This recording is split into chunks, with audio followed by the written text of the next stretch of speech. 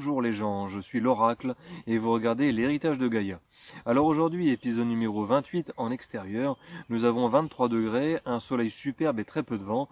Les conditions sont optimales pour vous offrir un fabuleux trésor issu de notre flore locale, à savoir l'orchis pourpre. Alors je vous imagine de votre côté en train de vous dire, qu'est-ce que c'est que ce truc-là encore? Eh bien c'est très simple, l'orchis pourpre ou l'orchis purpurea de son nom latin, c'est une espèce d'orchidée sauvage que nous avons la chance de trouver en Europe, en France et notamment dans le département de l'Aisne, le 02.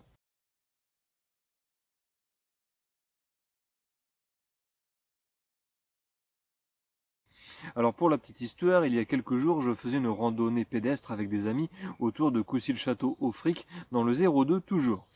Et au détour d'un chemin, j'ai constaté qu'une orchidée sauvage s'extirpait de l'horizon.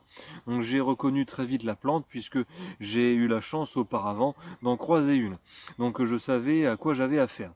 Et donc je crois que mon cerveau a manqué d'exploser lorsque j'ai compris qu'il y en avait facilement une dizaine autour de nous.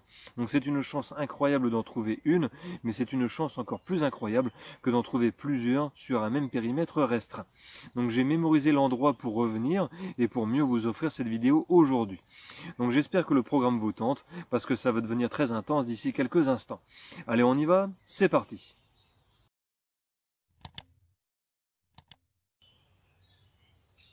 Bon, chers amis, voici la bête dont je vous parlais en introduction de la vidéo. L'orchis purpurea. Magnifique, hein? C'est beau. Bon, le petit souci, c'est que ça sent pas grand-chose, et si on essaie vraiment de coller son nez dessus, eh bien, ça sent plutôt mauvais. C'est un petit peu dommage, mais bon, on ne peut pas tout avoir dans la vie. Bon bah écoutez, j'ai beaucoup d'informations assez techniques d'ailleurs à vous donner sur cette plante. Je propose de pas traîner pour avoir le temps de tout voir.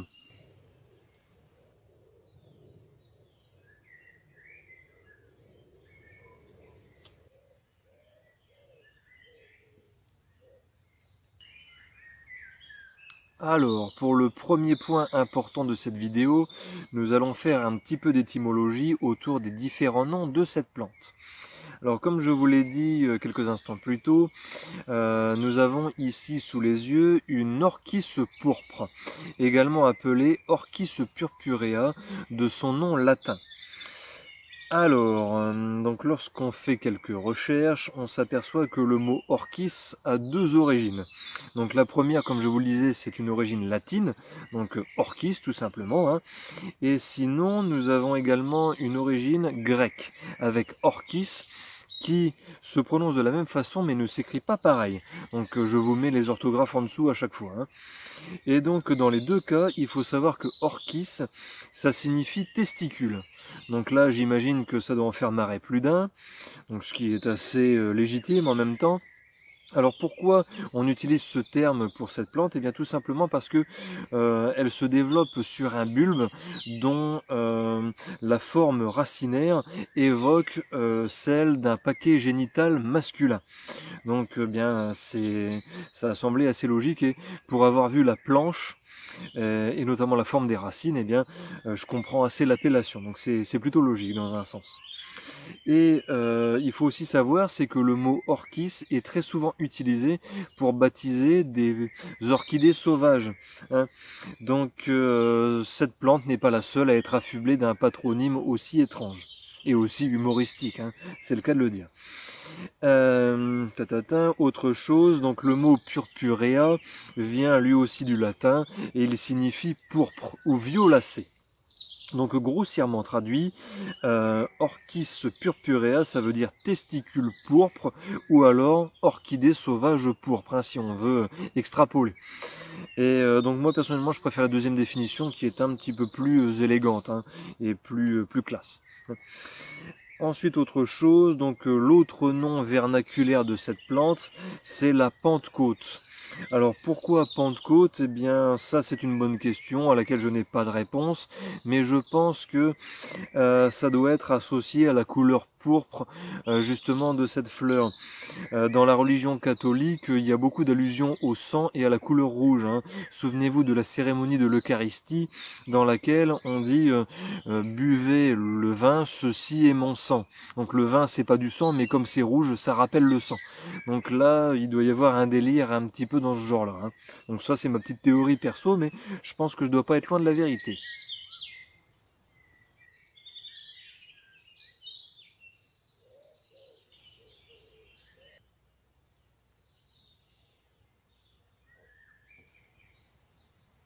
Alors, maintenant que les présentations sont faites, on va pouvoir entrer dans les détails qui fâchent. Alors bon, je dis ça sur un ton amusé, mais je vous invite à vous concentrer parce que moi de mon côté j'ai essayé de simplifier l'explication concernant la description globale de la plante, mais je suis tombé sur des détails assez chauds, des définitions qui se contredisaient, et même si j'ai essayé de simplifier, ça reste assez compliqué. Donc je me mets à la place d'une personne qui écoute mes vidéos que sur une oreille, donc là ça va pas le faire, hein. Concentrez-vous pendant quelques instants parce que sinon ça va être imbuvable. Alors, l'orchis pourpre appartient à la famille des orchidacées. Bon, jusque-là ça va. Et c'est une plante herbacée vivace. Donc vivace, vous vous souvenez que c'est une plante qui peut vivre plusieurs années de suite, hein, au moins 2 années.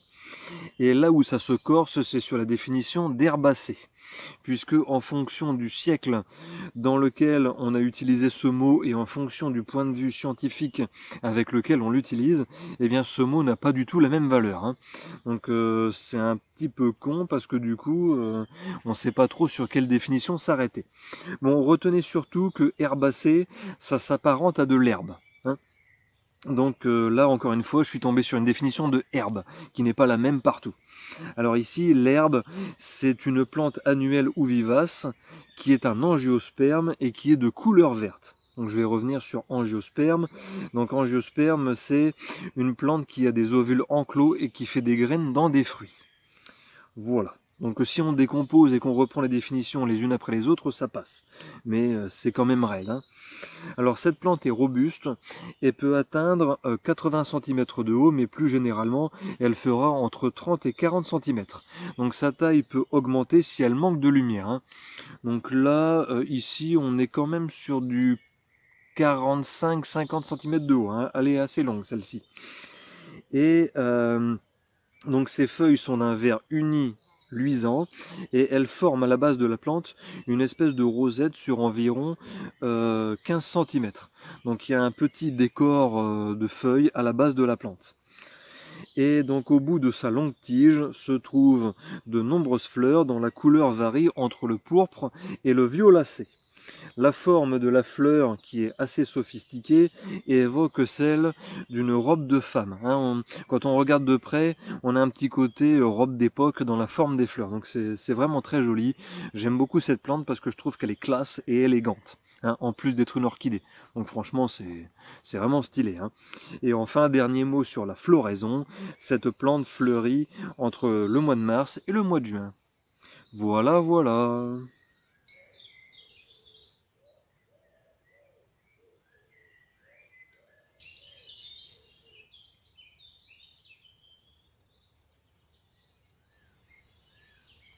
Alors, au niveau de la répartition géographique, comme je vous le disais en introduction de cette vidéo, l'orchis pourpre est une espèce d'orchidée sauvage assez commune en Europe, mais pas seulement. On en trouve également en Afrique du Nord, en Turquie ainsi que dans le Caucase. Donc en Europe, on en trouve en France, sauf en Bretagne et dans l'ouest de la Normandie. Donc sinon, il y en a partout ailleurs en France. Alors pourquoi pas dans ces deux régions? Ça, j'en sais rien. C'est une question que j'ai cherché à trancher, mais je n'ai pas trouvé de réponse. Désolé. Sinon, on en trouve également en Belgique, où elle est trouvable notamment dans le district Mosane, à la montagne Saint-Pierre, et dans la province de Liège. Et concernant son habitat naturel, eh bien, elle affectionne les pelouses calcaires ensoleillées et les bois clairs, comme celui dans lequel je me trouve actuellement.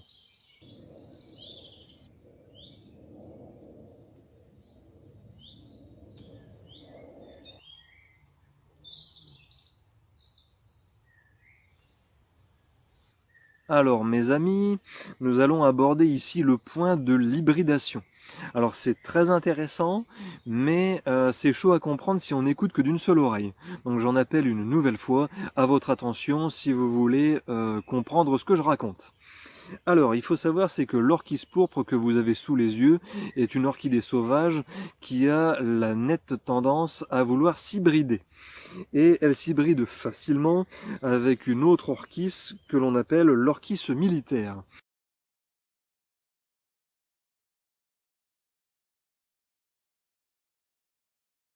Et cette union donnera une plante similaire, pourvue du même jeu de couleurs, avec une forme de fleur un tout petit peu plus sophistiquée. Et auquel cas, nous obtenons l'Orchis X Hybrida Boning.1830.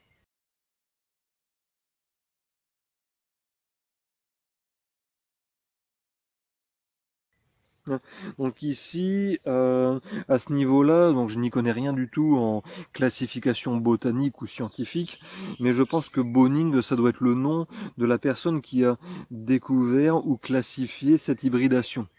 Et 1830, ça doit être la date à laquelle est intervenue cette classification ou cette découverte d'hybridation. Et connaissant aussi un petit peu le milieu scientifique de l'époque, je pense que Boning, ça devait très certainement être un homme, puisque la science autrefois était un univers très masculin, donc très très peu ouvert aux femmes, et donc Boning, je pense que ça doit être très certainement un homme, un monsieur. Allez, on continue pour l'hybridation. Alors, donc, l'orchis pourpre peut également s'hybrider avec une autre orchis qui est l'orchis singe, également appelée orchis simio.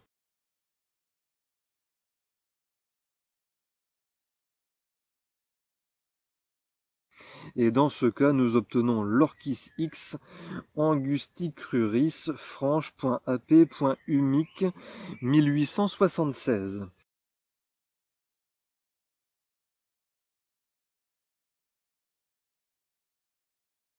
Alors là, le nom, en plus d'être difficilement prononçable, il est à rallonge. Donc le truc, il fait 3 km sur ma fiche.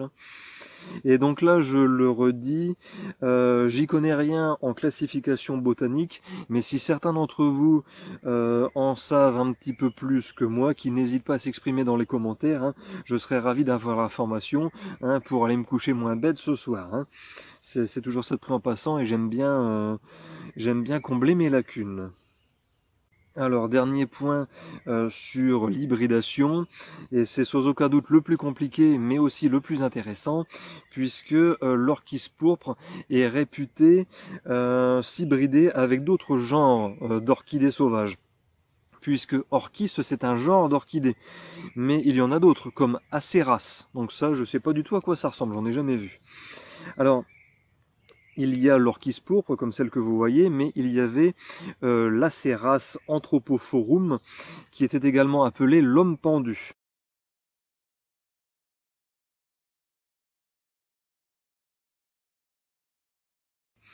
Et justement, l'orchis pourpre eh bien, s'hybride avec cette autre orchidée. Et on pouvait obtenir ce qu'on appelle une hybridation intergénérique, c'est-à-dire intergenre, entre genres d'orchidées. Mais cette hybridation a changé, elle n'est plus considérée comme intergénérique. Pourquoi? Parce que l'Aceras anthropophorum a changé de classification. Donc elle n'est plus Aceras, elle est Orchis anthropophorum. Du coup, eh bien, l'hybridation avec l'orchis pourpre n'est plus une hybridation qui est considérée comme intergénérique. Et du coup, de cette union, eh bien, on obtient la X Orchiaceras Melzemeri Rouy 1912.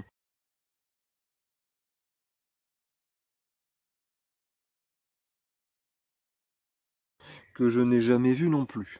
Dommage, hein. Mais bon, c'est très cool, hein, ces petites informations. Mais bon, enfin, faut vraiment en vouloir, hein.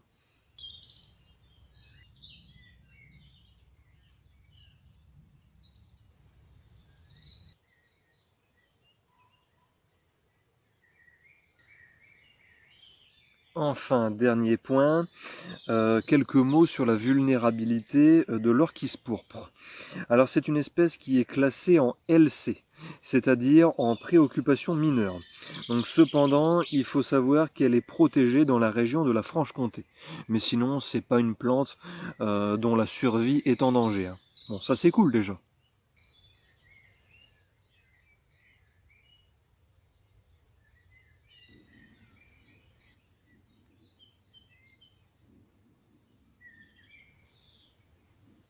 Alors je constate que le coin est tellement adapté aux orchidées qu'on en trouve même qui ne sont pas encore développées. Donc là, à droite, vous en avez une qui est toute jeune, et à gauche, il y a d'autres feuilles, et il n'y a pas encore de tige florale. Donc ça ne saurait tarder, mais ça montre bien que ces orchidées se plaisent ici, hein. Ça c'est cool, hein. Belle trouvaille.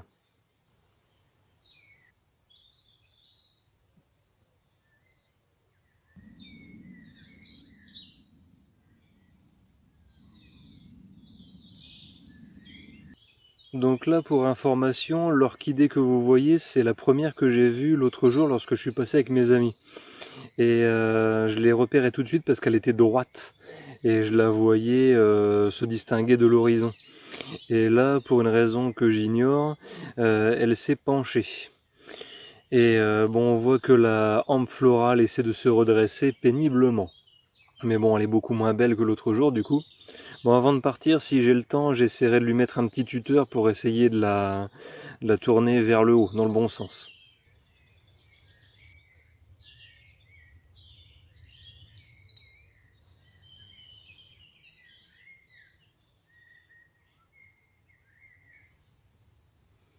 Alors les gens, avant de vous quitter, je voulais quand même vous faire voir ça. Donc c'est le plan de la randonnée qui m'a permis de découvrir les orchidées de cette vidéo. Et donc c'est la balade du point du jour pour 9,5 km. Et le balisage, eh bien c'est un petit rond. Et donc sinon pour le temps de parcours, comptez 2h30, 3 heures environ, hein. Donc plus si vous vous arrêtez sur les curiosités et sur les orchidées, hein. Et c'est encore plus si vous prenez des photos. Donc ça c'est la fiche officielle de la randonnée. Et puis derrière, vous avez la carte, donc qui est très utile, hein. Donc si ça vous intéresse, envoyez-moi un petit mail et puis je vous la glisserai en pièce jointe. Donc sinon, vous pouvez aller sur le site de l'Office de tourisme de Coucy-le-Château et vous trouverez justement les PDF à imprimer. Voilà, voilà.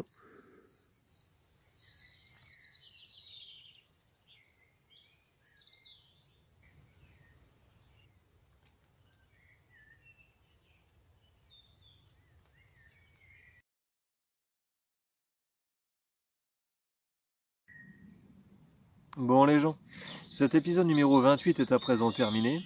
J'espère qu'il vous a plu. Bon, pour moi, comme je vous disais en introduction de cette vidéo, j'étais déjà très content de trouver qu'une seule orchidée à la base. Parce que c'est une plante qu'on croise pas n'importe où, hein, même s'il y en a dans l'Aisne. Et j'ai été encore plus satisfait d'en trouver une dizaine. Mais ce que je ne vous ai pas dit, c'est que pendant le tournage de cette vidéo, eh bien, je me suis permis d'inspecter les environs. Et j'en ai découvert non pas 10, mais plus d'une vingtaine. Donc je constate avec grand plaisir que cet endroit est propice au développement des orchidées sauvages. Donc ça c'est vraiment génial. Et je sais que si j'ai envie de venir me rincer l'œil tous les ans sur une floraison spectaculaire, eh bien j'aurai juste à revenir dans le coin et je serai servi comme un prince. Donc si vous-même ça vous tente, n'hésitez pas à venir faire une petite balade autour de Coucy-le-Château dans le 02 entre le mois de mars et le mois de juin et vous aurez le droit au même spectacle, hein. Et si vous ne trouvez vraiment pas, eh bien vous aurez juste à me contacter et je vous guiderai, il n'y a pas de souci. Bon, ceci étant dit, vous connaissez les deals habituels. Si vous n'êtes pas encore abonné à la chaîne, je vous invite à franchir le pas. Cliquez sur le bouton s'abonner, activez la cloche pour être informé des dernières nouveautés. Partagez la vidéo, ça permet à la chaîne de grandir et de prendre de l'ampleur. Donc ça c'est très important si vous voulez des vidéos comme celle-ci, hein. N'hésitez pas à lâcher le petit pouce vers le haut qui fait plaisir et qui motive bien comme il faut. Et puis si vous avez des choses à dire, exprimez-vous dans l'espace commentaire. Vous savez que c'est toujours avec grand plaisir que je vous lis et que je vous réponds. Je vous remercie d'avoir regardé cette vidéo jusqu'à la fin et je vous dis à bientôt pour de nouvelles découvertes botaniques. Allez, salut!